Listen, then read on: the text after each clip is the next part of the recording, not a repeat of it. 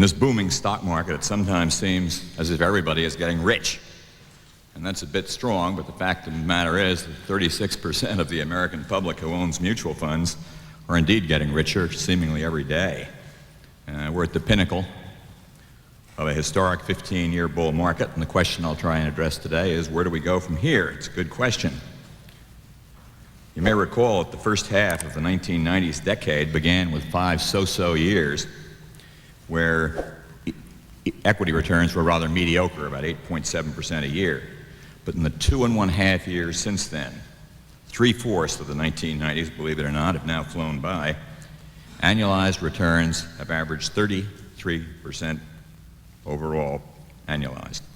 The Dow Jones average, which advanced from just 2,700 to 3,800 in the first 5 years of the decade, have now, in a period half that length, soared above 8,000. Yet another story for CNBC. Sometimes I think they're going to have a new 1,000 breakthrough every week, and I can only do so many. They always call me, and it's quite something. They make a lot of 1,000 points.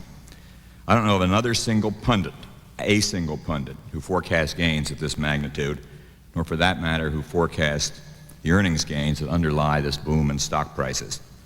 Earnings in the companies in the Standard & Poor's Index, after going nowhere, literally nowhere, unchanged at $25 a share from 1988 to 1992, have now nearly doubled to an expected $46 in 1997.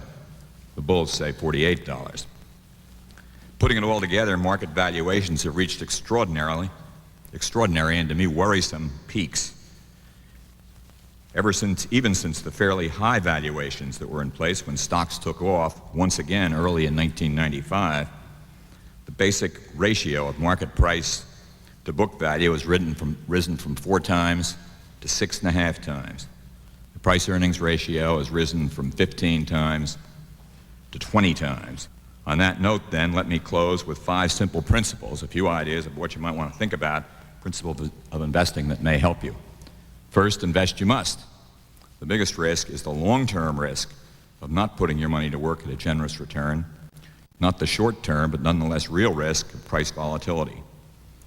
Even though stocks seem very high, consider what I said in my book, a little plug there. Never think you know more than the market does. You're apt to be wrong if you do. Second, give yourself all the time you can.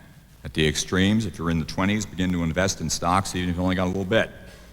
If you're in the 60s, invest more in bonds and less in stocks. But always remember that compound interest is a miracle and time is your friend. Third, have rational expectations about future returns and be mentally prepared for market declines.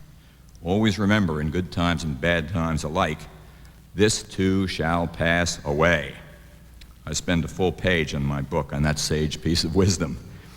If this too shall indeed pass away, and your emotions can kill you, you should keep them out of your investment program because impulse is your foe. Fourth, rely on simplicity. Simplicity above all. There are too many witch doctors in this business with too many. Basic investing is simple.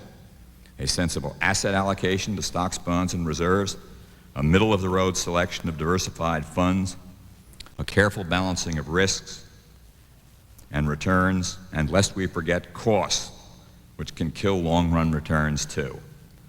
Don't disregard low-cost index funds. That's my only plug. Warren Buffett just happens to agree, I'm buttressed by his support, on the importance of cost and on the value of indexing, a nice third-party endorsement, if you will. And fifth and last, when you've followed all of these 4 rules, as I said, and I've meant 1,000 times, if not 10,000 times, no matter what happens, stay the course. Good luck in investing in these interesting times. Alright, thank you guys for watching. I hope you learned something new today on investing. If you enjoyed the video, make sure to destroy the like button, and as usual, if I missed anything, drop it down in the comment section below. And if you're new here, please subscribe for more videos and real investing advice. Check out some of my other videos from my investing playlist where I talk about the most important topics and teach you what to do. So, until next time, stay the course and keep investing on a regular basis.